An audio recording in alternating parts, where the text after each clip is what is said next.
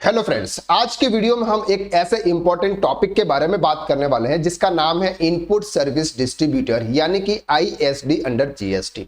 अगर आप एक बिजनेसमैन हैं और आपकी एक से अधिक ब्रांचेस हैं, या फिर अगर आप एज ए अकाउंटेंट हैं और आप ऐसे बिजनेस की अकाउंटिंग कर रहे हैं जहां पर एक से अधिक ब्रांचेस हैं, तो यह वीडियो आपके लिए गेम चेंजर हो सकता है। 1 अप्रैल 2025 से जीएसटी के अंदर एक नया चेंजेस आया था। चेंजेस ये था कि अगर आपकी एक से अधिक ब्रांचेस हैं और आप अपनी एक कॉमन आईटीसी को अगर डिस्ट्रीब्यूट करना चाहते हैं तो इसके लिए आपको आईएसडी में रजिस्ट्रेशन करवाना होगा। तो आज के इस वीडियो में डिटेल में देखने वाले हैं कि सर ये आईएसडी यानी कि इनपुट सर्विस डिस्ट्रीब्यूटर्स होता क्या है, इनपुट सर्विस डिस्ट्रीब्यूटर अपनी आईटीसी को किस तरह से डिस्ट्रीब्यूट करेगा, कौन से रेशो में डिस्ट्रीब्यूट करेगा, उसको रजिस्ट्रेशन कब लेना है और उसके लिए कौन सा जीएसटीआर फॉर्म यानी कि रिटर्न फाइल करना है, यह सब कुछ आज इस क्लास के अंदर बात करने वाला है।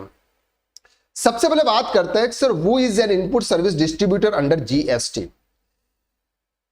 इनपुट सर्विस डिस्ट्रीब्यूटर होता कौन है सर, कौन है input service distributors? An input service distributor is taxpayer that the receive invoice for service used by its branches.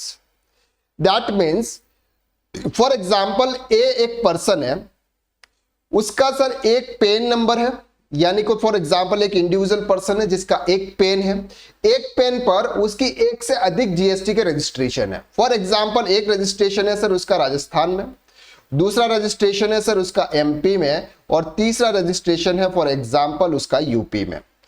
3 state में उसके बिजनेस है और तीनों स्टेट में इसमें स्टेट वाइज यहां पर उन्होंने जीएसटी में रजिस्ट्रेशन ले रखा है। अब कोई एक इनपुट कॉमन सर्विस लेता है, दैट मींस कि फॉर एग्जांपल उसने कोई किसी कंपनी का सॉफ्टवेयर लिया और ये सॉफ्टवेयर ये वाली ब्रांच, ये वाली ब्रांच और ये वाली ब्रांच, ये तीनों ब्रांचेज उस सॉफ्टवेयर को यूज कर रही है और सॉफ्टवेयर का उसके ऊपर सर फॉर एग्जांपल 18,000 रुपीज का जीएसटी है, 18% के हिसाब से 18,000 रुपीज का फॉर एग्जांपल जीएसटी है। तो अब ये जो कॉमन जीएसटी है, ये जीएसटी इन तीनों ब्रांचेस को डिस्ट्रीब्यूट करना होगा उनके रेशो के हिसाब से। कौन सा रेशो है वो भी हम देखने हैं, जिसको बोलते हैं sir input service distributor. Simple language में बोलते हैं इनपुट सर्विस डिस्ट्रीब्यूटर, यानी कि आप जो भी इनपुट सर्विस लोगे उस पर जितना भी आपने टैक्स पे किया हुआ है उस टैक्स की क्रेडिट आप अपनी अलग अलग ब्रांचेस को डिस्ट्रीब्यूट करोगे। That's called input service distributors. It distribute the tax paid known as input tax credit to such branches on proportional basis by issuing ISD invoice। यानी कि सर वो अपनी ब्रांचेस को, क्योंकि जो जितनी भी ब्रांचेस है जिनके पर्टिकुलर जीएसटीआर नंबर है वो भी सर अपने जीएसटीआर 1 जीएसटीआर 3 भी फाइल करते हैं और जीएसटीआर 3 में आईटीसी लेते हैं। तो ये जो कॉमन आईटीसी है ये इन तीनों ब्रांचेस को डिस्ट्रीब्यूट की जाएगी ताकि वो उसका आईटीसी ले सके। The branches can have a different GSTIN but must have the same PIN as the for ISD।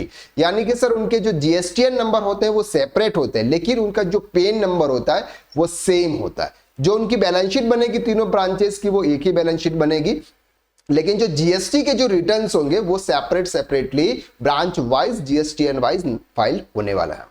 Situation where ISD not applicable sir, ऐसी कौन सी सिचुएशन है जहां पर आईएसडी एप्लीकेबल नहीं होगा? सबसे पहला where ITC is paid on inputs और कैपिटल गुड्स। यहां पर जो बात कर रहे हैं ये सिर्फ और सिर्फ सर्विस के रिलेटेड बात कर रहे हैं। यहां पर इनपुट का मतलब कि आप कोई रॉ मटेरियल परचेज कर रहे हैं, इस टाइप की कोई भी आईटीसी डिस्ट्रीब्यूट नहीं होती है। कैपिटल गुड्स अगर आपने कोई भी परचेज किया उसकी आईटी डिस्ट्रीब्यूट नहीं होगी। For instance raw material machinery purchase, ITC cannot be distributed to outsource manufacturer और सर्विस प्रोवाइडर। सर आपके कोई आउटसोर्सेज मैन्युफैक्चरर और सर्विस प्रोवाइडर है, यानी कि आपने काम को ये जैसे फॉर एग्जांपल आपने पैकिंग का काम किसी और पर्सन को दे दिया, आपने पैकिंग का काम किसी और पर्सन को दे दिया तो आप उनको अपनी इनपुट सर्विस डिस्ट्रीब्यूट नहीं करोगे। इनपुट सर्विस डिस्ट्रीब्यूट करोगे सिर्फ आप ही के पेन नंबर पे जितने जीएसटी नंबर होंगे उनको आप अपनी इनपुट सर्विस डिस्ट्रीब्यूट करोगे। क्लियर हो गया? Condition to be fulfilled by ISD. अब आईएसडी के लिए सर कौन सी कंडीशंस आपको सेटिस्फाइड करनी है? सबसे पहला registration. Input service distributor has to compulsory registration and ISD part from registration under GST as normal tax payer. अब सर ध्यान से समझते हैं। फॉर एग्जांपल राम एक पर्सन है, राम ऑलरेडी से जीएसटी में रजिस्टर्ड है, ठीक है, उसके 3 ब्रांचेस है, 1, 2 और 3, ये भी तीनों जीएसटी में रजिस्टर्ड है। आप सर यहां पर एक जो मेन जो ब्रांच होगी वो जीएसटी में रजिस्टर्ड है, ठीक है। अब सर उनको क्या है कि अगर इसको अपनी जो इनपुट सर्विस है ये अपनी ब्रांचेस को अगर डिस्ट्रीब्यूट करनी होगी तो सेपरेट आपको आईएसडी का रजिस्ट्रेशन लेना होगा, सेपरेटली आपको आईएसडी रजिस्ट्रेशन लेना होगा इन रिस्पेक्टिव ऑफ टर्नओवर। यहां पर टर्नओवर का लिमिट नहीं देखी जाएगी।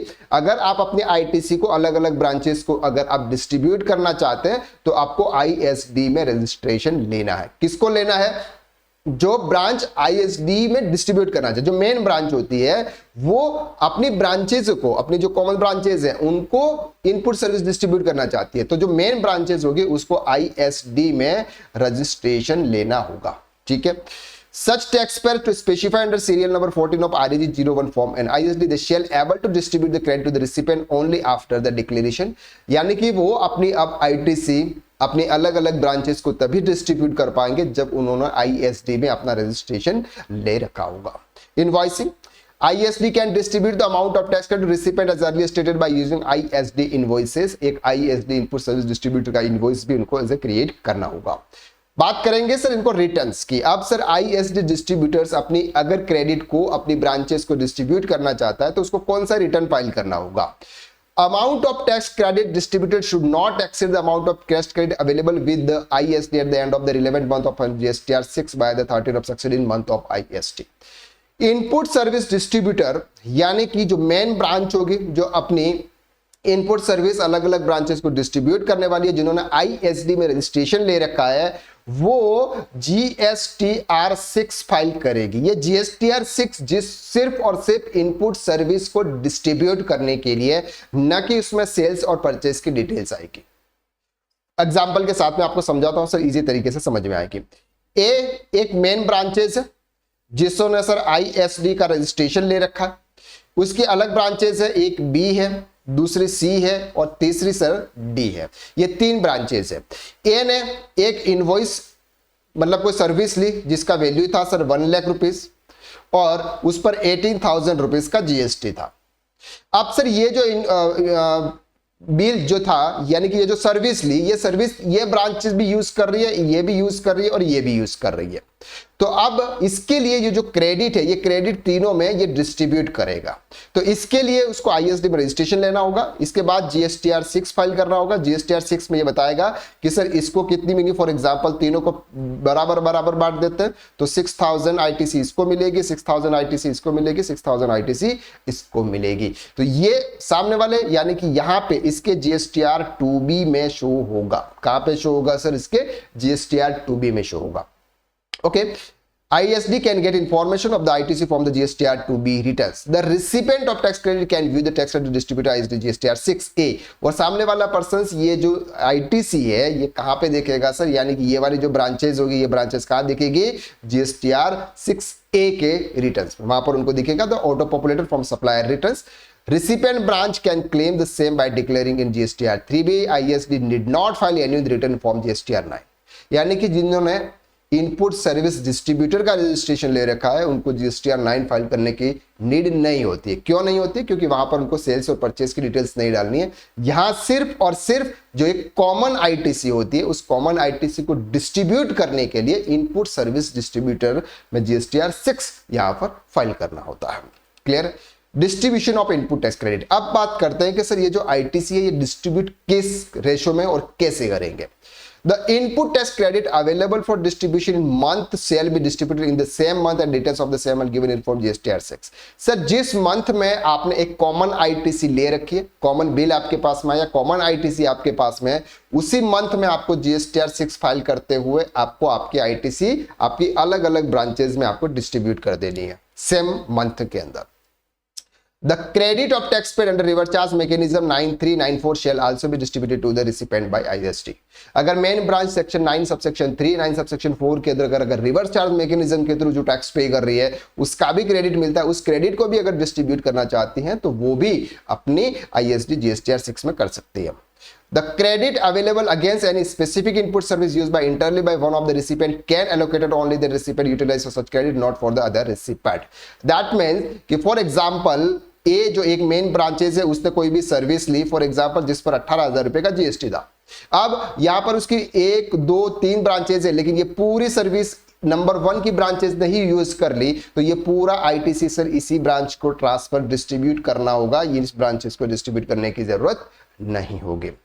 The tax credit available against the inputs is commonly more than one recipient of the ISD shall be allocated to such recipient and operational during the year operational proportionate basis in the ratio turnover of the state। यहाँ पर आप sir ये जो ITC है ये distribute होगी sir उसके turnover के आधार पर। किसके आधार पर सर? टर्नओवर के आधार पर। टर्नओवर के आधार पर का मतलब क्या होता है? फॉर एग्जांपल A, B और C इनका टर्नओवर है सर, इसका 10 लाख है, इसका 20 लाख है और इसका 30 लाख है।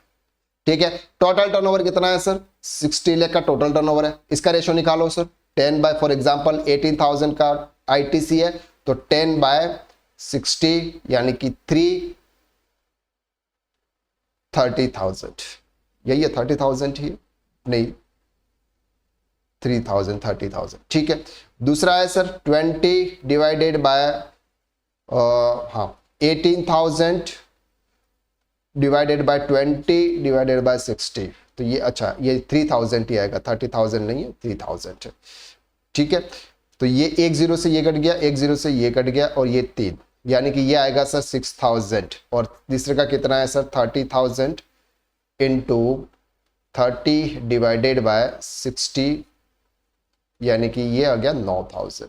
तो 9 6 15 प्लस 3 18,000। इस तरह से आपको सेल्स वाइज आपको क्या करना होगा सर? डिस्ट्रीब्यूट करना होगा।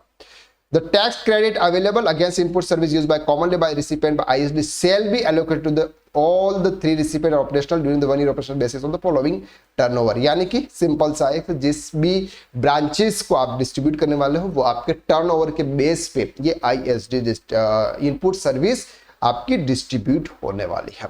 तो ये था overall input service distributors ISD under GST। अगर आप अकाउंटिंग एंड टैक्सेशन फील्ड में एक्सपर्ट बनना चाहते हैं या फिर आप एक GST में एक्सपर्ट बनना चाहते हैं तो हमारा अलग अलग टाइप के कोर्सेज है।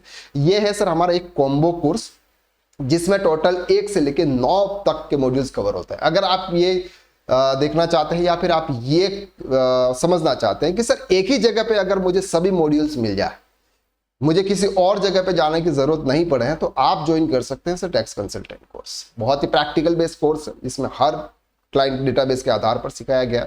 बैलेंस शीट फाइनलाइजेशन हो गया, GST के रिटर्न, इनकम टैक्स के रिटर्न, TDS के return, payroll, advance Excel, Word, PowerPoint, सब कुछ इस कोर्स के अंदर दे रखा है। बहुत ही मिनिमम फीस में आपको ये कोर्स अवेलेबल है। इसकी लिंक आपको डिस्क्रिप्शन में दे रखी है। अगर आप इस कोर्स में इंटरेस्टेड है तो इस लिंक पे क्लिक कीजिए या फिर नंबर दे रखा है उस नंबर पर भी आप कॉल कर सकते हैं। तो आज के लिए बस इतना। नेक्स्ट वीडियो में हम फिर मुलाकात करते हैं, तब तक के लिए थैंक यू सो मच।